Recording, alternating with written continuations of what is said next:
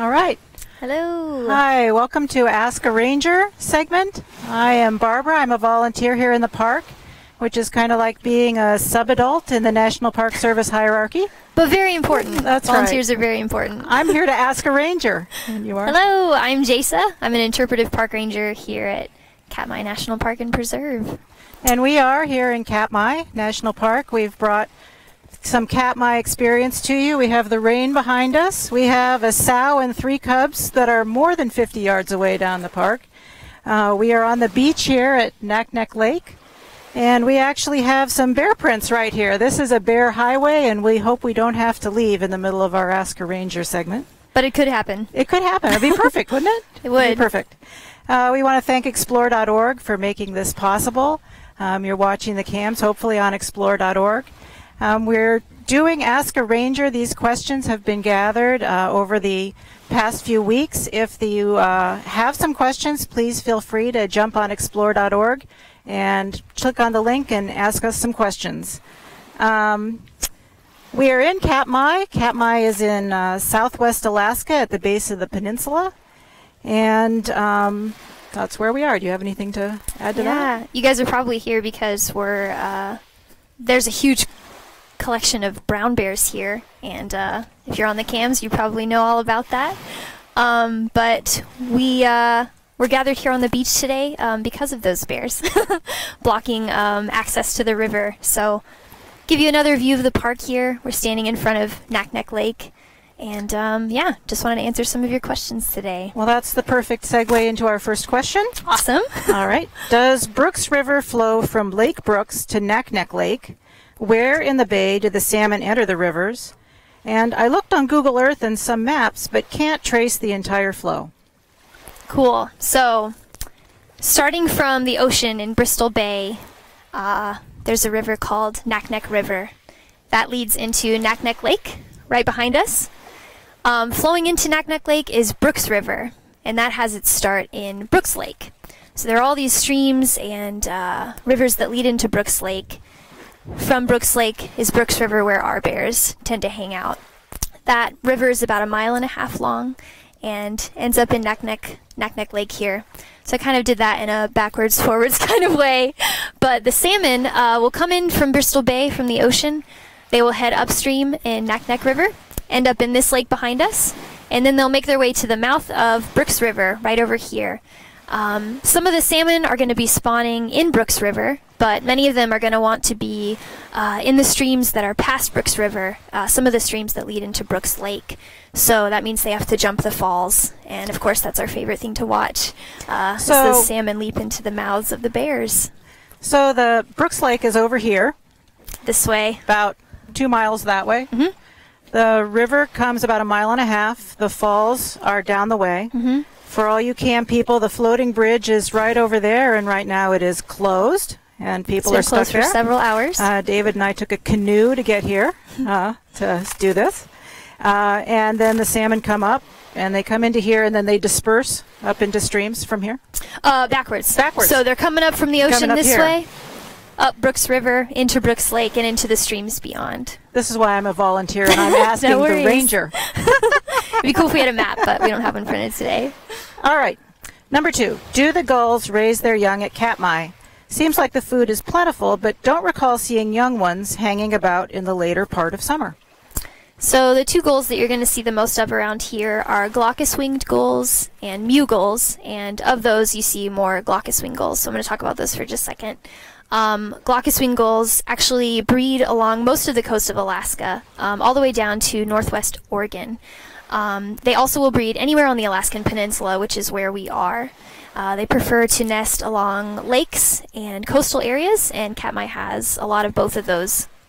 So the glaucous winged gull babies can actually leave their nest 2 days after hatching, which is pretty crazy. They will learn to fly over the next 5 weeks, and after they learn to fly, within 2 weeks they've left the nest and they're out on their own. A lot of times when they're super young, they'll be kind of a brownish gray, and they go through different color patterns and feather types, I guess, during their growth to adulthood. Right now, a lot of them are a darker gray, and they'll get lighter gray as they get older. Another way you can tell that it's a juvenile is by the bill color. They have a black bill as opposed to the yellow bill that the adults have. And talking about plenty of food, the gulls love the scraps of salmon that the bears will leave on the shores. And many of the birds around here, that's primarily what they're living off of. Just yesterday I watched a little cub trying to eat a fish, and there were just probably 6 or 7 magpies who were just going at it. And he would get up and charge them, and they'd run away, and they'd come back. So it's kind of funny to watch that interaction there of who gets the scraps. Well, yeah, and earlier in the season, a lot of people who watched the cams saw when there were so many fish and there were so many salmon carcasses around that even the gulls were full. Yeah. It's always fun to see. All right. Number 3. We saw Sarah 477 the other day, and her claws were snow white. Is this a mutation, or what causes this? Yeah, so bears have a lot of variation in how they can look. Just as I have red hair, you have brown hair. Bears have a lot of physical features that you can tell them apart by using these physical features, and that's actually one of the ways that the biologists here at the park study the bears, is by looking at these identifying features and deciding which one it is, and learning their behaviors and studying the bears all along the river here. 477's white claws are one of the distinguishing factors that helps us to tell her apart from other bears. They'll also look at coat color in the spring versus the fall. They'll look at the length of their muzzle. They'll look at the shape of their ears, things like that. But as far as claws go, scientists, to my knowledge, have not really studied claw color in bears, and so they haven't really located the gene within the genome of what causes this, but we know that it is a level of melanin. So the light claws are similar to how some of us have lighter skin or lighter hair. It's just kind of the levels of melanin that are present. Probably was a genetic mutation that caused this to be a thing in her bloodline. She probably inherited it. But genetic mutations aren't necessarily detrimental or a bad thing. They're actually the cause. Oh, there goes a plane. It is the Katmai experience. It is, totally. Genetic mutations actually create a variety in different things that we can inherit, so like eye color and hair color and things like that. So it's not a bad thing that it's a mutation necessarily. And it might be very attractive. Exactly. It might be. So just like fingernail polish. You never know. Yeah, maybe the male bears really love the white claws. We don't know. All right. But she probably did inherit that. Probably was a genetic mutation, although it could be some sort of environmental factor that triggers that in her. Okay, well, we'll have to see if anybody's chasing Sarah and her white claws, we'll have to watch for it next spring. All right, number 4. How do the bears' bodies deal with the fish bones? So one of the, I guess a hobby you could say that I've picked up since coming to Katmai is really going after that bear scat and digging through it with a stick.